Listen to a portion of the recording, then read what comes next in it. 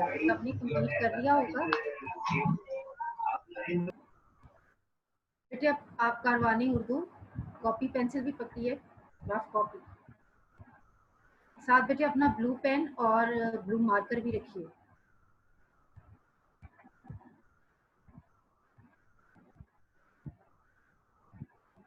कारवानी Urdu rough copy pencil अपना blue ink pen और blue marker भी साथ रखिए।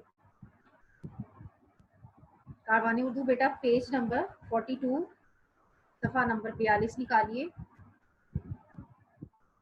आज हम बेटे खाला जान अस्सलाम वालेकुम की पढ़ाई करेंगे। ये कौन खातून है जिन्हें सलाम किया जा रहा है, आइए इनके बारे में जानते हैं। कहानी की बुलंद ख्वानी, दिलचस्पी, भरपूर तासुरात और दुरुस्त तलफ़्फ़ुज़ से कीजिए। ज़ीशान एक अच्छा लड़का था। उसे ना सिर्फ पढ़ने लिखने का शौक था, बल्कि वो घर के छोटे छोटे कामों में अपने वालिदैन का भी हाथ बटाता था। वो बहन भाइयों में सबसे बड़ा होने की वजह से खासा जिम्मेदार और संजीदा अतवार का मालिक था। जी बेटे इसमें मायने लिखिए। सबसे पहले हाथ बटाता था यानी मदद करता था। हाथ बटाता था को अंडरलाइन कीजिए, उसका मायने लिखिए। मदद करता था, उससे अगली लाइन में देखिए संजीदा, इसका मायने है समझदार।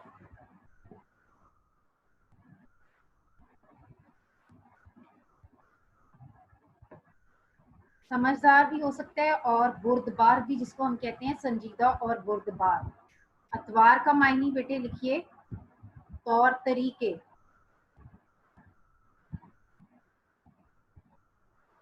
पहले तो वो सिर्फ घर के कामों में ही अम्मी अब्बू का हाथ बटाता, मगर जब से वो छठी जमात में आया था, अब्बू ने घर का छोटा मोटा सौदा सलफ भी उससे मंगवाना शुरू कर दिया था।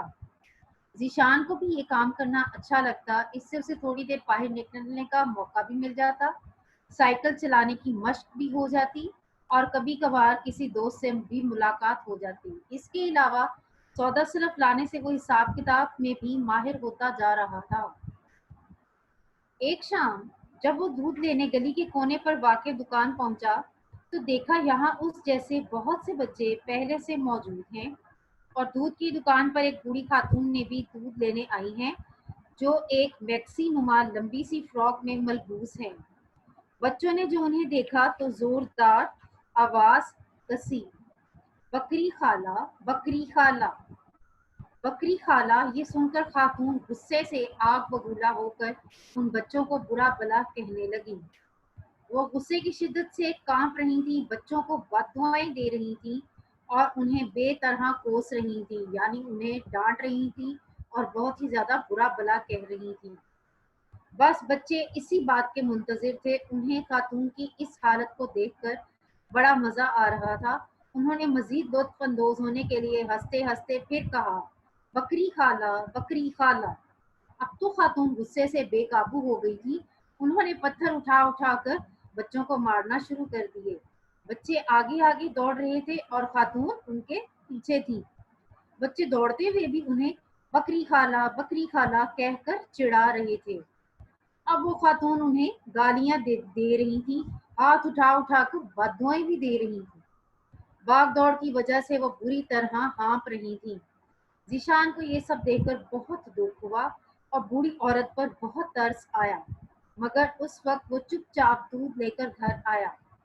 घर आकर भी वो इस वाक़े के मुतालिक सोचता रहा। उसे उन बच्चों पर बहुत गुस्सा आ रहा था, जिनकी वजह से वो बूढ़ी और कमजोर औरत इस हाल को पहुंची। दूसरे दिन उसकी मुलाकात राशिद से हुई। राशिद से उसकी दोस्ती तो ना थी, मगर शनासाई जरूर थी। यानी बेटी उसकी दोस्ती तो नहीं थी, जिसको हम कहते हैं ना हेलो हाय है, इस तरह उसकी शनासाई थी, जान पहचान थी। वो कभी कभार उसके साथ क्रिकेट खेलता था और अगली ही गली में रहता था। राशिद में बूढ़ी औरत का तमाशा बनाने में उस रोज पेश पेश था, यानी राशिद भी उस रोज जो बच्चे बूढ़ी औरत को तंग कर रहे थे, राशिद भी उन्हीं बच्चों में शामिल था। जिशान ने उससे पूछा, तुम आखिर उस बूढ़ी औरत को क्यों तंग करते हो? राशिद ने कुछ सोचकर कहा, बूढ़ी औरत से तुम्हारी मुराद कहीं बकरी खाला तो नहीं है? जीशान ने कहा, भला ये क्या नाम हुआ बकरी का? जब वो इस नाम से इतना की है, इस नाम से क्यों पुकारते हो? आखिर वो इंसान है, जानवर नहीं। राशिद मायने खेज अंदाज में मुस्कुराते हुए बोला, हाँ है तो वो इंसान ही, मगर बकरी उनकी चिड़ है, यानी उनकी छेड़ है। वो तंग होती है इस नाम से। इस नाम से वो इतना चिढ़ती हैं कि बस मत पूछो।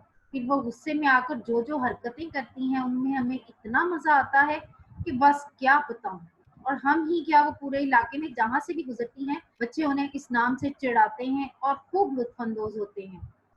मुफ्त की तफरी है बकरी खाला भी। जिशान ने उसे समझाते हुए कहा, देखो ऐसा करने से उन्हें तकलीफ होती है, तुम लोग उन्हें मत सताया करो। राशिद बोला, तो ये बात तुम उन्हें समझाओ, वो चिढ़ना छोड़ दें, हम खुद ब खुद चिढ़ाना छोड़ देंगे। जिशान अपनी इस कोशिश में नाकाम रहा और खामोशी से घर चला आया। दादा जान कई रोज से महसूस कर रहे थे कि वो किसी उलझन में मुब्तला है, यानी कोई ऐसी मुश्किल है जो उसको पेश है। आखिर एक दिन उन्होंने पूछ ही लिया, क्या बात है जीशान, तुम कई रोज से कुछ परेशान दिखाई देते हो, तबीयत तो ठीक है तुम्हारी? ये बात सुनकर उसने सारी बात दादा जान को बता दी। दादा जान जीशान की बात सुनकर बोले, तुम्हारी परेशानी बजा है, यानी दुरुस्त है, ठीक है, क्योंकि तुम एक हसास लड़के हो, यानी एक संजीदा और हसास सेंसिटिव लड़के हो। फिर उन्होंने उसे प्यारे नबी सल्लल्लाहु अलैहि वसल्लम की बचपन का वो वाक़या सुनाया कि जब एक बाजार से गुजरते हुए एक अंधी बुढ़िया ठोकर खाकर गिर पड़ी तो रास्ता चलने वाले लड़के उस बूढ़ी औरत का मजाक उड़ाने लगे, मगर प्यारे नबी सल्लल्लाहु अलैहि वसल्लम ने उस औरत का हाथ थामकर उससे उसके घर तक पहुंचाया। दूसरे दिन जब गली के सारे लड़के शाम में क्रिकेट खेलने जमा हुए तो जीशान ने कहा, ऐसा करते हैं कि आज खेलने के बजाय एक दूसरे को कोई कहानी सुनाते हैं। सब ने उसकी तजवीज से इत्तेफाक किया और अपने अपने तौर पर कोई कहानी सुनाई। जब जीशान की बारी आई तो उसने नहायत पुरतासुर अंदाज में वही वाक़या सुनाया जो उसने दादा जान से सुना था। वाक़या सुनाने के बाद ज़ीशान ने कहा, अगर हम अपने नबी करीम सल्लल्लाहु अलैहि वसल्लम से वाकई मोहब्बत करते हैं तो हमें इसका अमली सबूत देना होगा, और जिन बातों को हमारे प्यारे नबी सल्लल्लाहु अलैहि वसल्लम ने नापसंद फरमाया है हमें उनसे बचना होगा, वरना आप सल्लल्लाहु अलैहि वसल्लम से मोहब्बत के सारे दावे झूठे और बेकार हैं। उसने महसूस किया कि सारे लड़कों के चेहरों पर नदामत के आसार नुमाया थे। उस रात जब वो दूध लेने गया तो देखा वो खातून भी दूध ले रही थी। जिशान ने उन्हें एहतराम से कहा, खाला जान अस्सलामु अलैकुम। तो वो खातून हैरान रह गईं और उन्होंने प्यार और शफकत भरे लहजे में कहा, वालेकुम अस्सलाम, जीते रहो बेटा। अगले लम्हे बच्चों की एक टोली उनके गिर्द मौजूद थी। टोली यानी बेटे एक ग्रुप, ठीक है, एक ग्रुप यानी 3-4 लोग जो इकट्ठे होते हैं। उन सब ने इस बार खिलाफे तवक्को कहा, खाला जान अस्सलामु अलैकुम, हमें माफ कर दीजिए, अब हम आपको कभी परेशान नहीं करेंगे। खाला ने उन्हें हैरत से देखा और रुक रुक कर कहा, वालेकुम अस्सलाम मेरे बच्चों, अगर तुम्हें अपनी गलती का एहसास हो गया है तो इससे बढ़कर खुशी की क्या बात होगी। मैंने तुम सबको दिल से माफ कर दिया है, खुश रहो मेरे बच्चों। इस वक्त खाला जान की आंखों में आंसू झिलमिला रहे थे और बच्चों की आंखों में नदामत के आंसू थे। और तो और जीशान की आंखें भी खुशी के आंसुओं से छलक पड़ी। बच्चों ने आइंदा से खाला जान के घर का सौदा सिर्फ लाने की जिम्मेदारी भी ले ली और यूं जीशान की एक छोटी सी नेकी से हर तरफ खुशियों के फूल खिल उठे। जी बेटा, इस कहानी में हमने पढ़ा है कि कुछ बच्चे खाला जान जो बूढ़ी सी एक औरत थी उनको बकरी खाला कहकर चिढ़ाते थे, और वो जो है औरत, जो बूढ़ी औरत थी, वो भी इस नाम से बहुत ज्यादा चिढ़ खाती थी और वो बच्चों को बुरा भला कहती थी। जब वो बच्चों को बुरा भला कहती थी, उनको कोसती थी, तो बच्चे उनके चिढ़ने से बहुत लुत्फानंदोज होते थे। जीशान जो वहां पर उसी दुकान पर मौजूद था, उसे ये सब देखकर बहुत ही दुख हुआ, अफसोस हुआ। उसने घर जाकर अपने दादा जान से बात की और दादा जान ने उसको हमारे प्यारे नबी सल्लल्लाहु अलैहि वसल्लम के बारे में बताया और उनकी अच्छी बातें बताई। और जब जीशान ने उन्हीं बातों को लेकर अगले दिन दोबारा वो अपने दोस्तों के साथ बैठा, उसने वहां पर नबी करीम सल्लल्लाहु अलैहि वसल्लम की ये प्यारी सी बातें अपने दोस्तों के साथ शेयर की, उनके साथ ये बातें की और उन्हें बताया कि हमारे नबी करीम सल्लल्लाहु अलैहि वसल्लम से जो वाकई मोहब्बत करता है तो हमें उसका अमली सबूत भी देना होगा। और वो ये क्या देना होगा कि जिन बातों को हमारे नबी सल्लल्लाहु अलैहि वसल्लम नापसंद करते थे, हमें भी उन्हें नापसंद करना होगा। और जिन बातों को वो अच्छा समझते थे, हमें उनको उन बातों पर अमल करना होगा। और इसी वजह से आप सल्लल्लाहु अलैहि वसल्लम से मोहब्बत के सारे दावे झूठे और बेकार हैं। अगर हम उनसे बचना चाहते हैं, यानी हमारे नबी पाक सल्लल्लाहु अलैहि वसल्लम ने जो चीजें नापसंद फरमाई हैं, हमें उनसे बचना होगा। बेटा इसमें यही बताया गया कि जब जीशान अपने दोस्तों के साथ दोबारा उस दुकान पर मौजूद था, तो वहां पर बकरी खाला भी, जिसको हम खाला जान कहते हैं, वो भी मौजूद थी। तो जीशान ने पहले उनको अदब से खाला जान अस्सलाम वालेकुम कहा। इसी तरह बाकी बच्चों ने भी कहा, तो वो बहुत खुश हुई खातून और उन्होंने वालेकुम अस्सलाम कहा और बच्चों को ढेरों दुआएं दी। इससे बेटे क्या हुआ, एक छोटी सी नेकी की वजह से ढेरों खुशियों के फूल खिल गए, यानी हर कोई खुश हो गया। इससे हमें सबक से ये नतीजा मिलता है कि हमें बड़ों का अदब और एहतराम करना चाहिए और किसी की तज़हीक यानी तमस्खुर और मजाक नहीं उड़ाना चाहिए। किसी की बेटा दिल आजारी नहीं करनी चाहिए। अब बेटे नेक्स्ट पेज पे आए, पेज नंबर 46। इसमें सरगर्मियां देखिए और अपनी पेंसिल भी पकड़िए। सबक को दोबारा बगौर पढ़कर सवालात के जवाबात तहरीर कीजिए।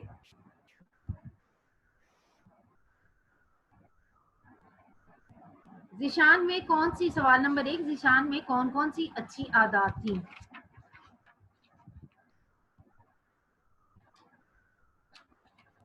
इसका बेटे पेज नंबर 42 पे देखिए, जहां से हमारा लेसन शुरू हो रहा है। यहाँ से क्वेश्चन नंबर 1 का आंसर है, ज़ीशान एक अच्छा लड़का था। उसे ना सिर्फ पढ़ने लिखने का शौक था, बल्कि वो घर के छोटे छोटे कामों में अपने वालिदैन का भी हाथ बटाता था। वो बहन भाइयों में सबसे बड़ा होने की वजह से खासा जिम्मेदार और संजीदा अतवार का मालिक था। यहाँ तक बेटे क्वेश्चन नंबर 1 का आंसर मार्क कर लीजिए। ज़ीशान एक अच्छा लड़का से लेकर संजीदा अतवार का मालिक था। सवाल नंबर 2 देखिए, ज़ीशान को बाजार से सौदा सलफ लाने से क्या फायदे हो रहे थे?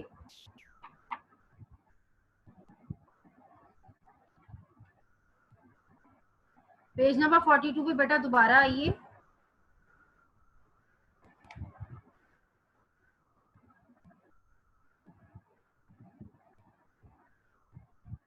फोर्थ लाइन में देखिए, अब्बू ने घर का छोटा मोटा सौदा सलफ। अब बेटे यहाँ पे आप थोड़ी सी कटिंग करेंगे, भी उसी से, ये भी उससे बेटे काटिए, भी उस काट दीजिए, इसकी जगह लिखिए ज़ीशान। भी उसको काट दीजिए, इसकी जगह लिखिए ज़ीशान से मंगवाना शुरू कर दिया था। इसके बाद अगली लाइन भी बेटे कट कर दीजिए, ज़ीशान को भी ये काम करना अच्छा लगता है, इसको कट कर दीजिए।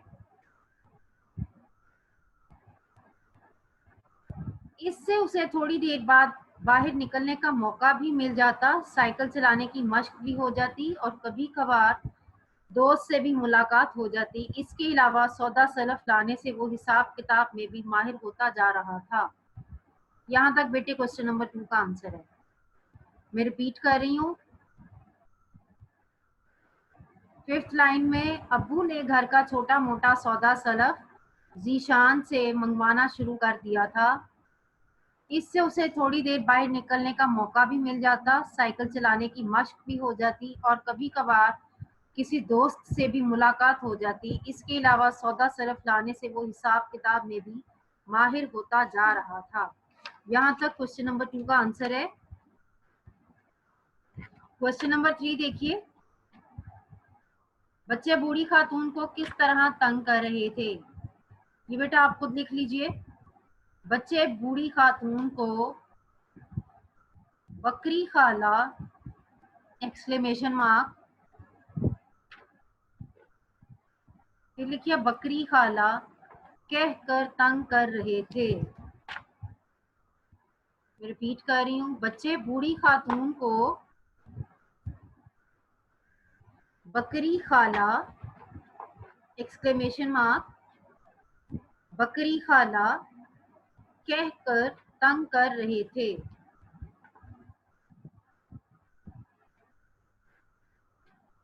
सवाल नंबर 4,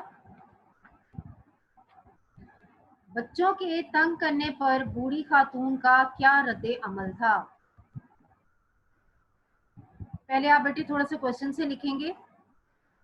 बच्चों के तंग करने पर बूढ़ी खातून का ये रद्दे अमल था। बच्चों के तंग करने पर बूढ़ी खातून का यह रद्दे अमल था। पेज नंबर 43 पे आइए। फर्स्ट लाइन देखिए, इसमें लिखा हुआ है खातून गुस्से से। खातून से पहले बेटा आप लिखेंगे कि वो खातून, ऐड कर लीजिए इसमें कि वो, और फिर यहाँ से मार्क कीजिए खातून गुस्से से आग बबूला होकर उन बच्चों को बुरा भला कहने लगी। वो गुस्से की शिद्दत से कांप रही थी, बच्चों को बददुआएं दे रही थी और उन्हें बेतरह कोस रही थी। इसके बाद बेटा नीचे एक और लाइन है,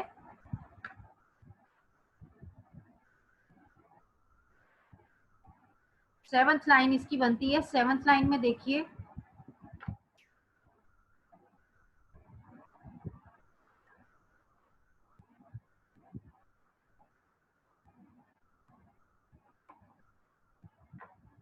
बच्चे दौड़ते हुए उन्हें, इसमें भी को काट दीजिए, बच्चे दौड़ते हुए उन्हें बकरी खाला कहकर चिढ़ा रहे थे।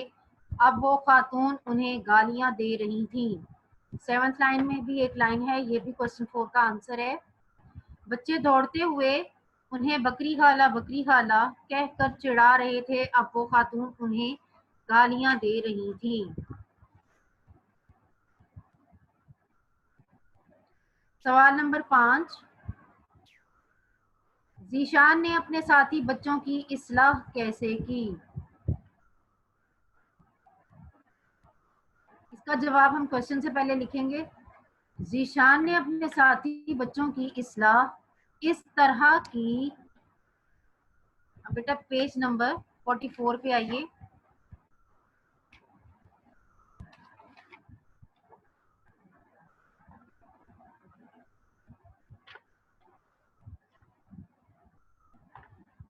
नीचे से बेटा लास्ट पैराग्राफ में fourth line, page 44 last paragraph,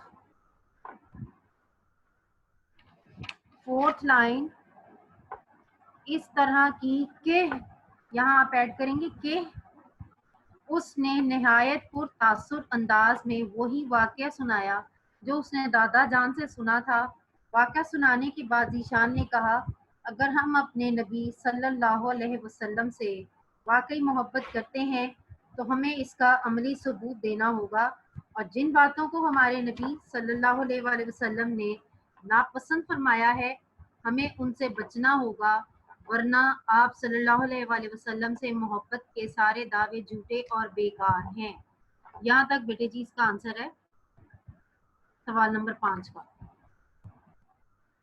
page number 44, सवाल नंबर 5 का लास्ट पैराग्राफ की फोर्थ लाइन में इसका आंसर है, उसने निहायत पुरतासुर से लेकर अगले पेज 45 की सेकंड लाइन तक, बेकार हैं तक।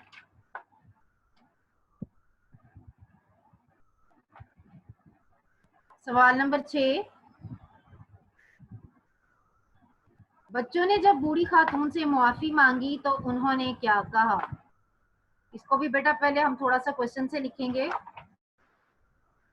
बच्चों ने जब बूढ़ी खातून से माफी मांगी तो उन्होंने ये कहा, बच्चों ने जब बूढ़ी खातून से माफी मांगी तो उन्होंने ये कहा, page 45 last paragraph first line,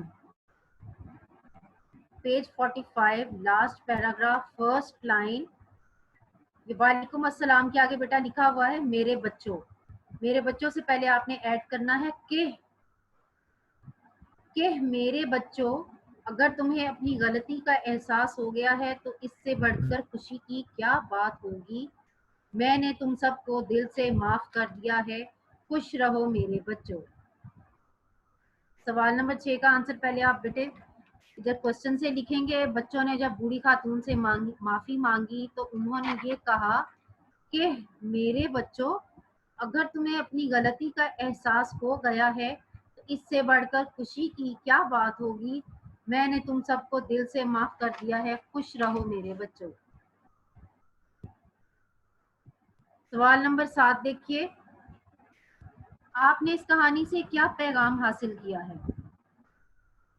इसका जवाब बेटे आप खुद लिखिएगा कि आपने इस कहानी से क्या पैगाम हासिल किया। जैसे कि मैंने आपको एंड में बता दिया था कि हमने इस कहानी से बड़ों के साथ अदब और तमीज से पेश आने का सलीका सीखा है और कभी किसी की दिल आजारी नहीं करनी चाहिए, किसी का मजाक नहीं उड़ाना चाहिए। इस कहानी से हमने ये सीखा। इसको आपने अपने अल्फाज में लिखना है। इसके बाद बेटे अगला सवाल है, इन अल्फाज को अपने जुमलों में इस्तेमाल कीजिए। संजीदा, जिम्मेदार, हसास, नदामत, उलझन।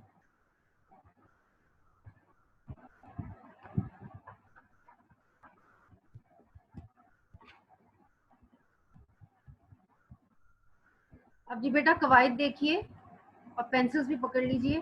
कहानी से ताबे मौजू और ताबे महमल पर मबनी 4 मुरक्कबात तलाश करके लिखिए। अब जी बेटे ताबे मौजू की मैं आपको 4 बता रही हूँ, लिख लीजिए।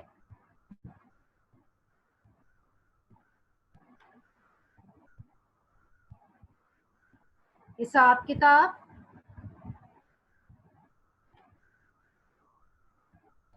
पढ़ने लिखने,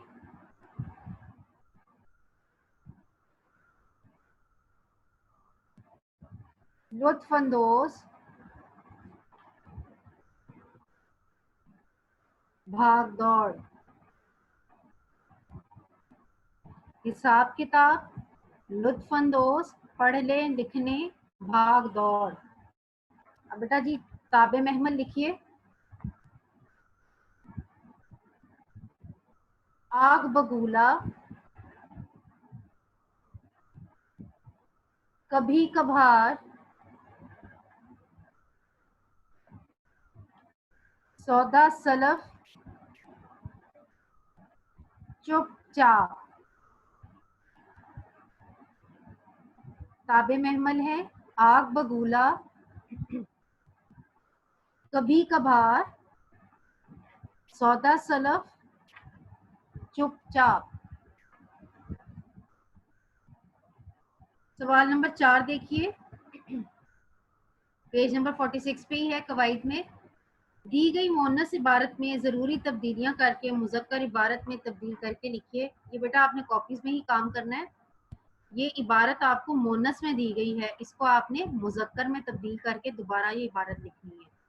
पहले आप बेटा ऊपर हेडिंग देकर लिखेंगे मोनस इबारत, ठीक है, जो बुक से आप उतारेंगे। उसके बाद उसको तब्दील करके आपने नीचे हेडिंग देनी है मुजक्कर इबारत, और फिर उसको आपने तब्दील करके कॉपीज में लिखना है। जैसे यहाँ पर मैं आपको तब्दीलियां करवा देती हूँ, आप लोग बेशक उसको कर लीजिए। हमारी गली में एक ज़ईफा रहती है, अब हमने इसको मुजक्कर में करना है। ज़ईफा को ज़ईफ, रहती को रहते। जिन्हें सब अजीजा की वालिदा कहते हैं। अब जी अजीजा की जगह अजीज कर दें, की जगह के, और वालिदा की जगह वालिद। जिन्हें सब अजीज के वालिद कहते हैं वो बेचारी सांस की मरीजा हैं। ये इसको कह लीजिए वो बेचारे सांस के मरीज हैं। वो एक मौलिमा थी, यहाँ पर लिखिए जी वो एक मौलिम थे। उनकी एक शागिर्दा अब भी उनकी तीमारदारी करती है। अब यहाँ आप करेंगे उनके एक शागिर्द अब भी उनकी तीमारदारी करते हैं। लोगों की अच्छे सलूक की वजह से ये दुखियारी बुढ़िया अपना गम भूल जाती है। लोगों के अच्छे सलूक की वजह से ये दुखियारा बूढ़ा अपना गम भूल जाता है। बड़ी आसान सी है बेटा, ये आसानी से आप लोग कर लेंगे। आगे देखिए पेज नंबर 47, तशबीह। तशबीह के मायने किसी चीज को खासी किसी खासियत की बिना पर किसी दूसरी शय से मिलाना या उसके मुशाबे करार देना है। यानी किसी चीज को उसकी खासियत की बिना पर उसको किसी चीज से आप या तो मिला दें उसको या उसके मुताबिक करार दे दें तो वो तशबीह कहलाता है। मसलन हातिम ताई जैसा सखी, यानी हातिम ताई को आपने जो है सखी से मिला दिया, यानी हातिम ताई किसकी सखी है। ठीक है। इज़ा की मानिंद बेरौनक, तलवार की तरह तेज, दूध सा सफेद, तोते की मानिंद मतलबी, चांदी सी चमकीली। तशबीह के इस्तेमाल से जुबान का हुस्न दुबाला हो जाता है। तशबीह के 3 अरकान होते हैं। मुशब्बा, मुशब्बा बे, वजह तशबीह। मुशब्बा क्या होता है? वो चीज जिसे तशबीह दी जा रही है, वो चीज जिसे तशबीह दी जा रही है। मुशब्बा बे, वो चीज जिसके साथ तशबीह दी जा रही है। मुशब्बा बे, वो चीज जिसके साथ तशबीह दी जा रही है। वजह तशबीह, मुशब्बा और मुशब्बा बिह के दरमियान वो एक जैसी खूबी जिसकी वजह से तशबीह दी जा रही है। तशबीह में आमतौर पर जैसा, जैसी, सा, सी, तरह, मानिंद और मसल वगैरह के अल्फाज इस्तेमाल होते हैं। दिए हुए जुमलों में तशबीहात के गिर्द दायरे लगाइए। नेक इंसान का चेहरा 14वीं के चांद की मानिंद रोशन होता है, यानी 14वीं के चांद इसमें है, इसको सर्कल कीजिए। बे देखिए, हजरत अली रजी अल्लाह अन्हा शेर की तरह बहादुर थे, इसमें आप सर्कल करेंगे शेर की तरह। जीम देखिए, अली शाहीन सा फुर्तीला है, इसमें आप शाहीन सा को सर्कल करेंगे। दाल, उसकी नजर उकाब की तरह तेज है, इसमें उकाब की तरह को आप सर्कल करेंगे।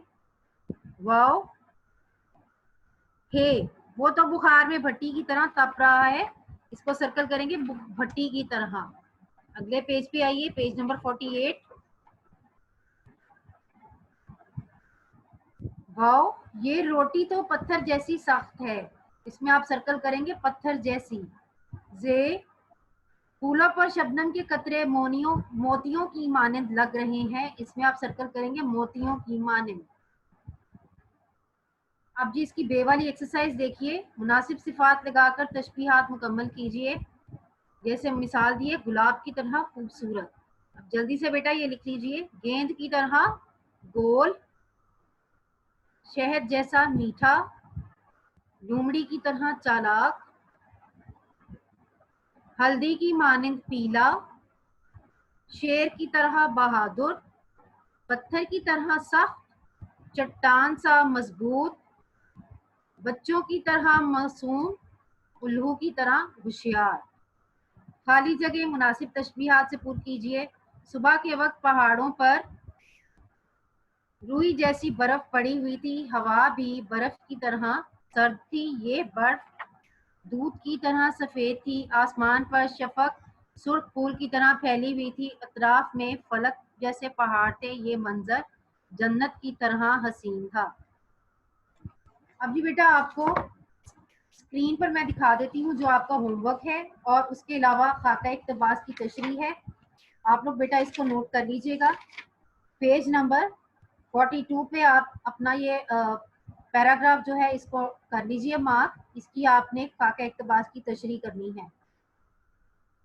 पेज नंबर 42 पे, जीशान एक अच्छा लड़का से लेकर संजीदा अतवार का मालिक था, ये खाका इक्तबास है। पेज 42 पे, जीशान एक अच्छा लड़का था से लेकर संजीदा अतवार का मालिक था।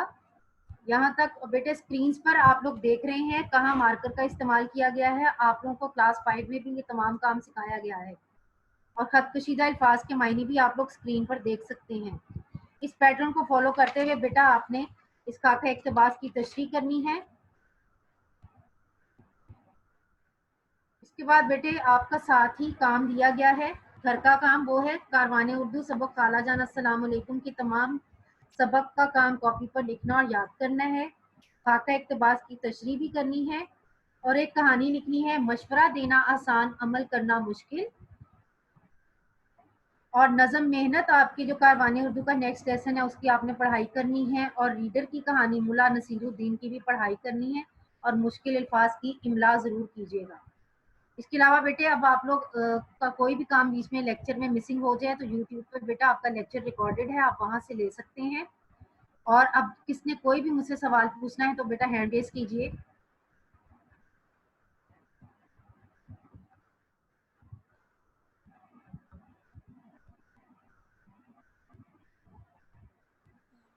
बेटे एनीवन एल्स? यस बेटे।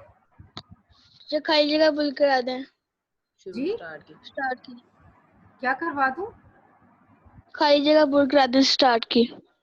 सॉरी बेटे, फिर बोलिए। स्टार्ट की खाली जगह पुल करा दें स्टार्ट की। खाली जगह पर हाँ जी। ये जो बेटे जीम वाला है सवाल नंबर 5। जी। जी बेटे इसकी है सुबह के वक्त पहाड़ों पर रुई। ये नीचे आपको वर्ड बैंक भी दिया हुआ है। अच्छा जी, ये लिखिए इसमें रुई हवा भी बर्फ की तरह। दूसरी ब्लैंक में बर्फ।